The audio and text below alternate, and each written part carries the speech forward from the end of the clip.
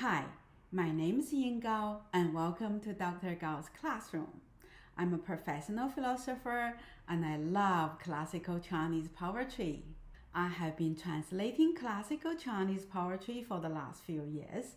With a colleague of mine, I would love to share my knowledge with you. Your enjoyment is my command. Today, I'm going to introduce a new poet and one of the earliest novelists in Chinese history to you. And I'll translate two of his best-known poems about romantic love. His name is Yuan Zhen. Like all the other poets, he was a scholar official and a quite successful one. He was the prime minister at one time. He also had a rather controversial reputation because he abandoned a lady who he had an affair with before he passed the National Civil Service examination for the title of Imperial Scholar and got a position in the bureaucratic system. Then very quickly he married the daughter of the mayor of Chang'an, the capital, a politically very powerful man. Of course, he was a complicated man. He was a competent scholar official and he had maintained a moral integrity during his political career. For example, he defended policies that benefit the small land-owning gentry class against the politically very powerful aristocrats and was put on exile 3 times for over 10 years. All in all, he was a rather controversial figure. We sure are going to have lots of fun talking about him.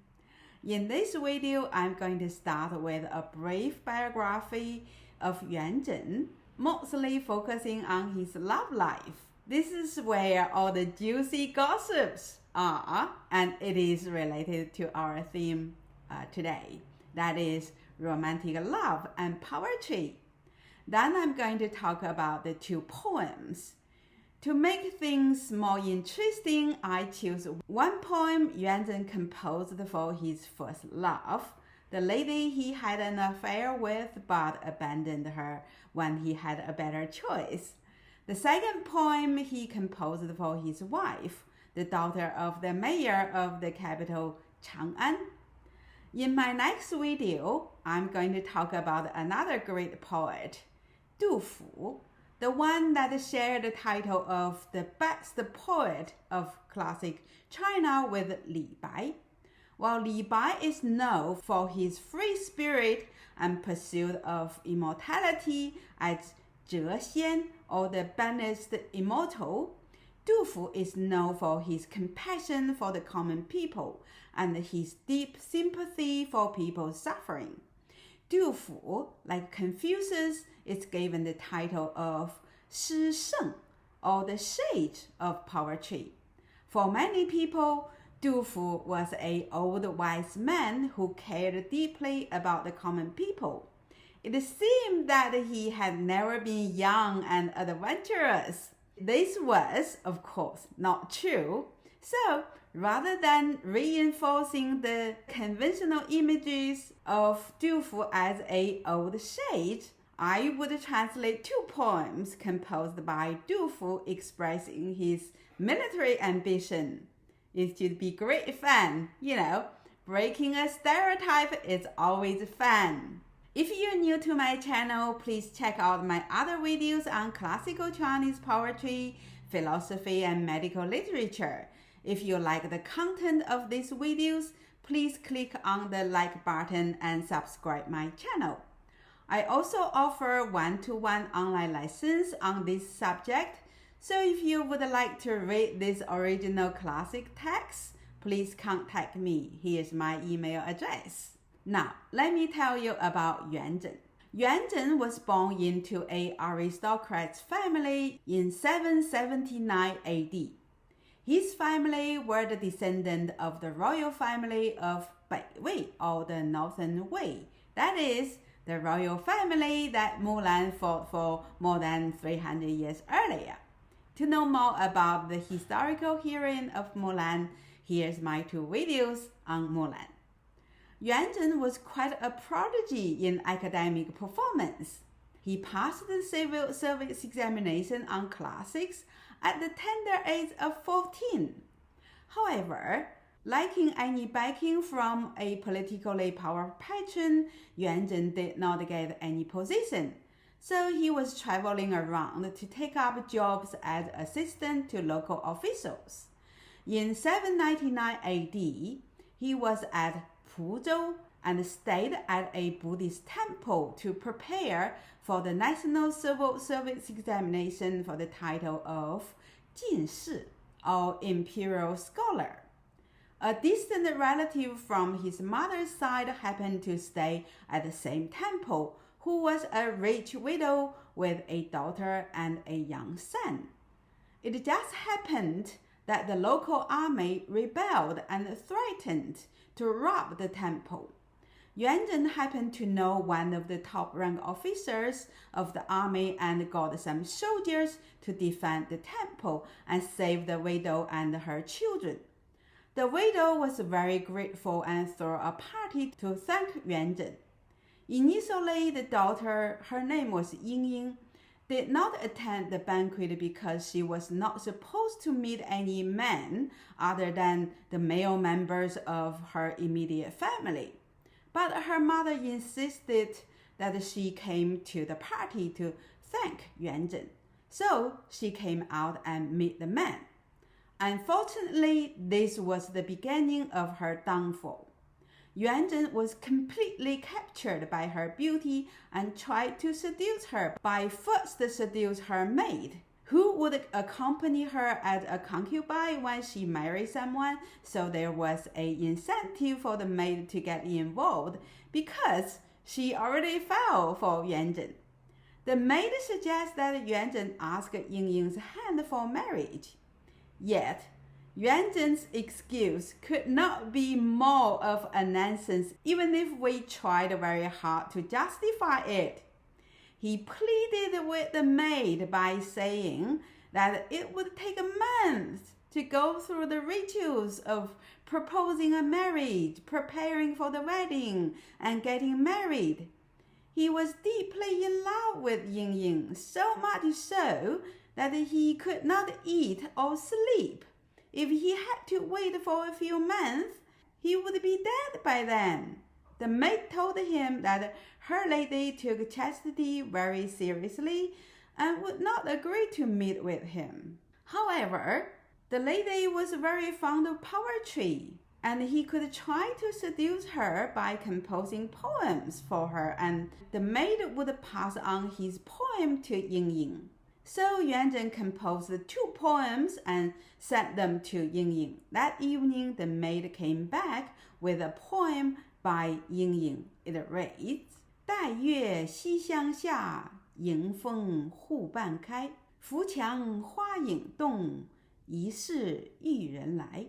I'm going to translate this poem after I finish this story.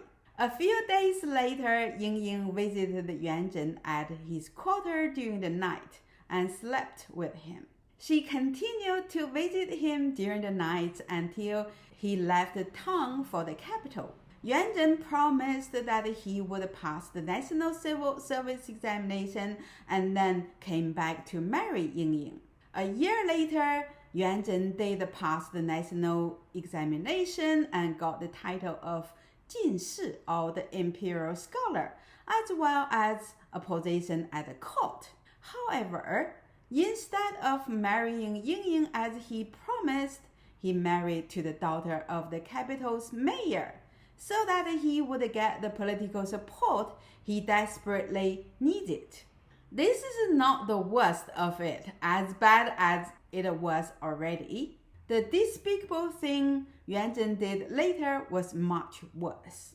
After he secured the marriage with the mayor's daughter, Yuan Zhen sent a letter to Ying Ying. We do not know what he proposed in the letter. It was probably a proposal for Ying Ying to be his concubine. Even though the mayor might offer Yuan Zhen the political support he needed, the mayor would not offer him the financial support that he also needed, because he's got his own sons to support. However, with Ying Ying's family, it was different. If Ying Ying became his concubine, he would be able to access her family's money to fund his career. This is a reasonable guess because many scholars did this in Tang Dynasty. They either marry into a politically powerful family or a rich one. Well, Yuan Zhen was trying to get both. Lucky Ying Ying did not fall for the second time. She responded with a beautiful long letter explaining that her initial intention of sleeping with him was to pay back his protection and that they should not contact each other in the future. The letter was so beautifully written that Yuan Zhen sold it off to all his friends and ruined Ying Ying's reputation at the capital. Later on, when Yuan Zhen was asked why he did not marry Ying Ying, this bastard said that she was too beautiful for his own good. If he married her, he would be like all the infamous kings who lost their kingdom by overindulging in flesh pleasure. Yet, Yuan Zhen composed a 30-line poem with detailed description of the nights they spent together and shared it with his friends. The poem was elegant in its style and expression, but also explicit and detailed. So much so that it is not suitable to read in a family channel like YouTube. Think about how damaging this was for Ying Ying over 1,000 years ago. All these juicy details I talked about here are from Yuan Zhen's novel in the title of Hui Zhen Ji. What a despicable man! Now, let's read the first poem supposedly composed by Ying Ying but was composed by Yuan Zhen. 待月西厢下，迎风户半开。扶墙花影动，疑是玉人来。Now, let me read the first two lines. 待月西厢下，迎风户半开。待 means wait. 月 means moon. 西厢 means west wing. 下 means under. 迎 means against. 风 means wind. 户 means window. 半 means half. 开 means open. So the two lines read, waiting in the west wing for the moon, a window ajar in the wind. 扶墙花影动，疑是玉人来。扶 means brush or whisk. 墙 means wall. 花 means flower. 影 means shadow. 动 means move. 疑 means suspect. 是 means is. 玉人 means handsome young man. 来 means come. So the two lines read, the flowers settle whisk the wall. I suspect the handsome young man is coming. Yuan Zhen was a very lucky man. What he did to Ying Ying had no impact on his reputation back then. When he was staying in the capital and preparing for the civil service examination for the title of 进士, or imperial scholar, his literary talent was recognized by the mayor of the capital, Xia Weiqing. The latter admired Yuan Zhen's talent so much that he married his favorite daughter to Yuan. Furthermore, the daughter was also quite talented in literature and poetry. The young couple enjoyed a quite happy life together, while her father helped Yuan to advance his political career. However, although Yuan Zhen had little integrity in his personal life, he was a loyal official with political integrity. When he was a member of the Yushitai, or censorate, which oversaw disciplining all the officials for misconduct, he was outspoken against the corrupted officials and eunuchs, and he was subsequently exiled to remote regions several times. The hard life on exile soon cast the life of his wife, who died at the young age of 30. This was a devastating blow to Yuan Zhen. Even years later, he continued to compose poems mourning her death. The following poem is just one of them. Now, let me read it in Chinese first. 曾经沧海难为水，除却巫山不是云。几次花丛懒回顾，半缘修道半缘君。Now, let's look at the first two lines. 曾经沧海难为水，除却巫山不是云。曾经 means experienced. 沧海 means deep blue ocean. 难为 means hard to impress. 水 means river. 除却 means take away or accept. Wushan is a mountain in today's Sichuan province. When the name of this mountain is connected with the term of Yuan Yu, it has a rather different meaning. It refers to a story of the romantic affair a king of the state of Chu had with a goddess. So, Wu Shan Yun Yu refers to romantic encounter with a goddess, or the best love affair one could imagine. Bu means not, shi means is, yun means clouds. So the two lines read, if you have experienced the deep blue ocean, it is hard to be impressed by a river.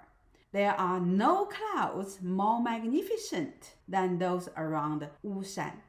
Yuan Zhen cited this magical tale to say that the love he had for his wife could not be exceeded by anyone ever. These two lines are probably still the best lines expressing romantic love. Imagine a man first tell you that you are his goddess, and then tells you that no woman would ever be as good as you are, and his love for you would never be exceeded by anyone. And he expresses his love in such elegant poetry. I'm not surprised that Ying Ying and all the other women fell for him. When a jerk is equipped with literary talent, he's deadly for women. Now let's look at the third and fourth line. 几次花丛懒回顾，半缘修道半缘君。几次 is an alternative of 次第, meaning one by one. But here it means encountering one after another. So we just integrate the term in the plural noun for women. 花丛 literally means cluster of flowers. Here it refers to beautiful women. 懒 literally means being lazy or too lazy to do something. But it also means can't be bothered to do something, as in the phrase of 懒得理你, can't be bothered to talk to you. Of course, this statement should not be taken seriously. It often is used in the context of the loved ones bantering with each other. So 懒 here means can't be bothered. 回顾 means look back. 半 means half. Yuan means due to or because of. 修 means cultivate, and Dao means the Dao or the way. But because only the Buddhist practitioner abstain from sexual activity, so my colleague and I translated it as praying to Buddha. And Ban, of course, means half. Yuan means because of, and Jin means you. So the two lines read, even encountering beautiful women, I can't be bothered to look at them. Half because of praying to Buddha, half because of you. It is probably not fair to judge a poet of 9th century AD according to today's standard. Yuan Zhen was extremely talented in poetry and literature and showed off his talent almost shamelessly. He was also a quite passionate person, There is no doubt that he was in love with Ying Ying when they first met, although his marriage to his first wife, Wei Chong, might be due to political consideration. He did fall in love with her and missing her terribly after she passed away. This can be seen in the poem I just translated and several other poems that he composed mourning her death. His deep friendship with the other well-known poet Bai Juyi also show he was capable of deep connection with others.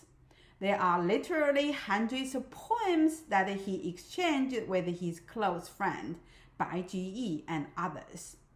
Yuan Zhen, first and foremost, was one of the few poets who composed the most beautiful romantic love poetry in Chinese history. And the novel Hui Zhen Ji he wrote also started a new genre of literature called Tang Chuan Qi.